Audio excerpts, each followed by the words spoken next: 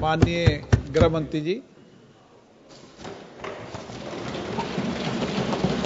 मान्यवर, संविधान के अनुच्छेद 356(1) के अंतर्गत राष्ट्रपति महोदय द्वारा 13 फरवरी 2025 को जारी की गई उद्घोषणा का अनुमोदन करने का मैं प्रस्ताव लेकर सदन के सामने आया हूं।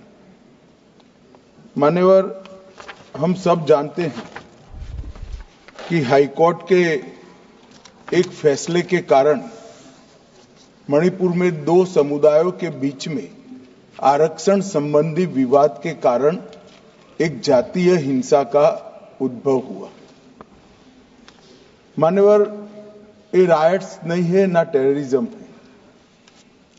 ये हाईकोर्ट के एक फैसले के इंटरप्रिटेशन के कारण दो समुदायों के बीच में जातीय हिंसा हुई। सभी सदस्यों ने इस पर काफी चिंता व्यक्त की है मान्यवर, और उन्होंने कहा कि भाई तुरंत शांति हो, पुनर्वास के लिए तुरंत प्रयास किए जाएं,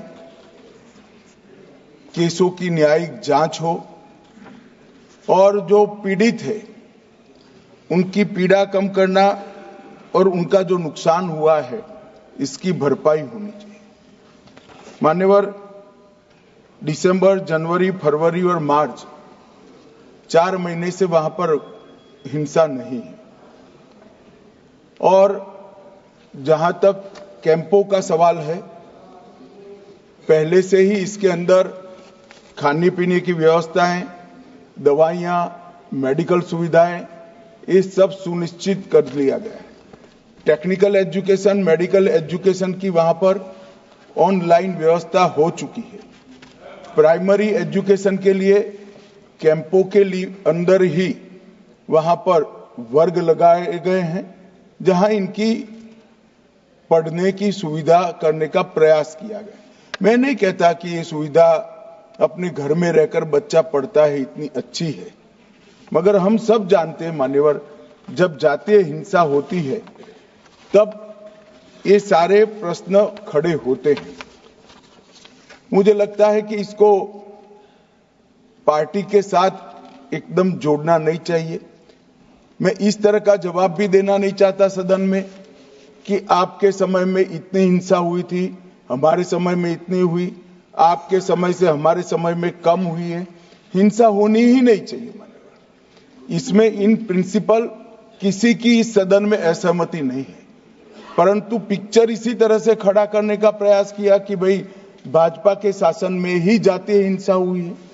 मान्यवर, मैं 2-3 चीजों पर ध्यान आकर्षित करना चाहता हूं। पहले मैं सिर्फ मणिपुर की ही बात करूंगा। मणिपुर में 1993 में जातीय हिंसा हुई, नागा कुकी संघर्ष हुआ। 93 से 98 तक 5 साल तक चला, 750 मौतें हुई, और मान्यवर इसके अंदर छूट-फूट घटनाएं 1 दशक तक चलती रही।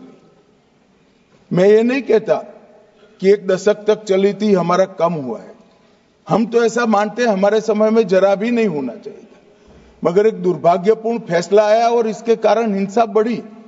इसको तत्काल कंट्रोल कर दिया गया। जो 260 मौतें हुई है मान्यवर, इसमें से 80% पहले 1 महीने के अंदर ही हुई, 80%। बाकी सारी मौतें बाकी महीनों में होती गई। मान्यवर, कुकी पाइते संघर्ष हुआ 97-98 में, 50 से ज्यादा गांव नष्ट कर गए, 40,000 लोग विस्थापित हुए, 352 लोग मारे गए, सैकड़ों घायल हो गए, 5,000 घर जलाए गए।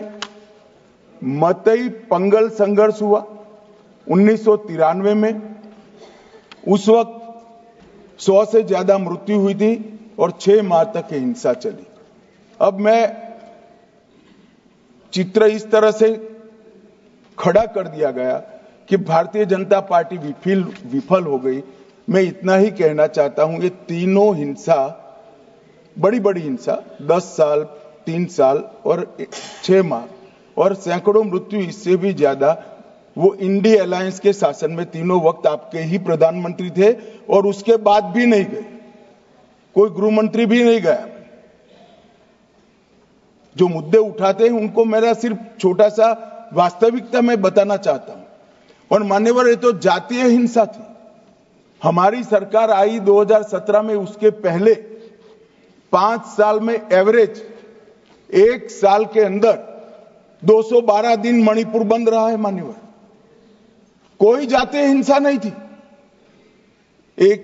लगभग 1000 से ज्यादा एनकाउंटर हो गए। सुप्रीम कोर्ट को संज्ञान लेना पड़ा था मान्यवर। हमारे 6 साल में एक भी दिन बंद नहीं रहा, ब्लॉकेड नहीं हुआ, हिंसा नहीं हुई। जब एक विशिष्ट परिस्थिति हुई कि सुप्रीम कोर्ट के एक जजमेंट का इंटरप्रिटेशन दोनों समुदायों ने अपने अपने खिलाफ किया, अरे हाईकोर्ट के, और 2 ही दिन में हिंसा भड़क गई। और एक ये भी कहा गया कि इसको नजरअंदाज किया गया।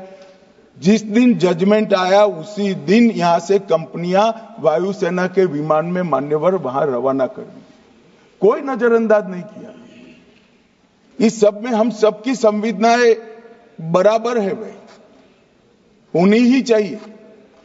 परंतु मेरा आप सभी से भी विनती है कि सरकार शांति प्रस्थापित करने के सभी प्रयास, उच्चतम प्रयास कर रही है।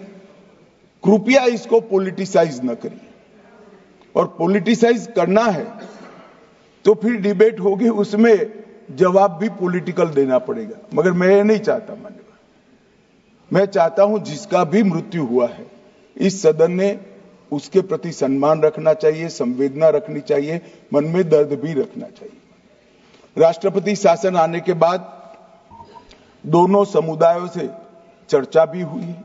2 मीटिंग दोनों समुदायों के सारी संस्थाओं से अलग अलग हुई है और बहुत कम समय में एक संयुक्त मीटिंग भी भारत सरकार के गृह विभाग के अधिकारियों के साथ होगी। हम इसका रास्ता ढूंढने का प्रयास भी कर रहे हैं। मगर पहली चिंता शांति प्रस्थापित करने की है। जैसा मैंने कहा, 4 महीने से एक भी मौत नहीं हुई है, 2 इंजर्ड हुए हैं और परिस्थिति बाय एंड लार्ज कंट्रोल में। मैं नहीं कहता संतोषजनक है। जब तक ये विस्थापित कैंपों में रहे तब तक संतोष होने का सवाल ही नहीं। पुनर्विसान पैकेज पर भी अभी चर्चा चल रही है मान्यवर। और आज तो मैं सदन के सामने मान्यवर ये राष्ट्रपति शासन का अनुमोदन कराने के लिए आया हूं। ये कहा गया कि अविश्वास प्रस्ताव, कोई अविश्वास प्रस्ताव रिकॉर्ड पर नहीं मान्यवर। कांग्रेस पार्टी के लिए अविश्वास प्रस्ताव लाने के लिए इतने विधायक ही नहीं है कि वो अविश्वास प्रस्ताव लाए। ये हमारे मुख्यमंत्री ने इस्तीफा दिया, फिर राज्यपाल ने भाजपा के 37, एनपीपी के 6, एनपीएफ के 5, जेडीयू के 1 और कांग्रेस के 5 सदस्यों से चर्चा करी। जब बहुमत सदस्यों ने कहा कि हम सरकार बनाने की स्थिति में नहीं है, तब राष्ट्रपति शासन की कैबिनेट ने अनुशंसा की, जिसको राष्ट्रपति महोदय ने स्वीकारा। और जो सुप्रीम कोर्ट का जजमेंट है, इसके हिसाब से मैं 2 माह के अंदर इसका अनुमोदन लेने के लिए आया हूं। मेरा सदन के सभी सदस्यों से विनती है कि सरकार चाहती है कि जल्द से जल्द शांति हो, जल्द से जल्द पुनर्वसन हो और जो जख्म लगे हैं उस पर मरहम भी लगाया जाए। कृपया सभी दल एक मत होकर ये राष्ट्रपति शासन के निर्णय का अनुमोदन करें, ऐसा मैं आपके माध्यम से विनती करना चाहता हूं।